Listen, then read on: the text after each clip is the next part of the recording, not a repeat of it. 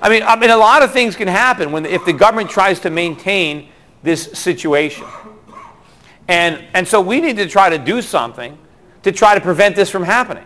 Because it's like, I'm kind of like watching this train wreck in slow motion. And I know exactly what's going to happen, right? And the question is, can we do anything to stop it, or are we powerless and we just have to watch it happen? And what I would suggest that the Libertarian Party do, particularly in a state like Connecticut, is to understand the dynamics that are going on right now with the two parties. Because the Republican Party is a complete mess right now. They don't know what they believe in or what they stand for. And they're not going to get reelected. I mean, the thing is, as bad as the economy is going to be when Barack Obama comes up for reelection, he still might win. I mean, Roosevelt was reelected even though the Depression got worse every year he was in office. Because what he'll be able to say is, well, you know what? I inherited it all from the Republicans. And it's a good thing I did what I did, or it'd be even worse. And the Republicans, again, what are the Republicans going to do? They're going to criticize the deficits? Well, that's what they did. Are they going to criticize the stimulus? They can't do anything. And what is going on in the Republican Party is there's a group of people that says, well, the Republicans need to move more to the left and be more like Democrats. Well, I don't even know how they can move any further. I mean, I can't distinguish them myself already. And I know that strategy can't win, because theoretically, if there's two Democrats in the race, I mean, you might as well pick the real one, right? But the other group says, well, we need to move more to conservatives, to the right. But again, what does that mean? I mean, what is the right of the Republican Party anymore? I mean, they're not going to win any elections. I mean, what we need is to move the Republican Party to the libertarian wing, to the Ron Paul wing, because that's the only way we can win. The only way we can get, libertarian principles, I think, into government is to bring them in through that party. Because I don't think we got enough time to try to get the Libertarian Party in office. We need to just get libertarian-minded people in office. And I think the way to do that now is through the Republican Party, because I think the Republican Party is very vulnerable right now. And I think the best way, instead of fighting them, just take them over and infiltrate the party and then influence the direction that it moves. Because there are a lot of people in that Republican Party that are libertarian, And there's probably a lot of people that would join the Republican Party if it was more libertarian. And there's probably a lot of independents that would go in there. And I think, one of the biggest issues that the left uses against the Republican Party are always the social issues. That's the really divisive issues. If you ever look at their fundraiser, ever look at the mails that they send out when there's a Republican running and they have to energize their base, it's always the social issues, get them, what they're going to do to our, in the bedroom or women's rights. These are the issues that really invigorate the left. Well, if we take those issues away, right, if that's no longer an issue, and we just make these races about economics and individual liberty, then what do they have?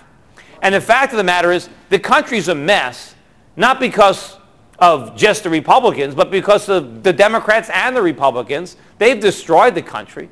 We have all these politicians that we elect, and they have one job once we elect them, and that's getting reelected. And that's all they care about. They don't really care, about the parties.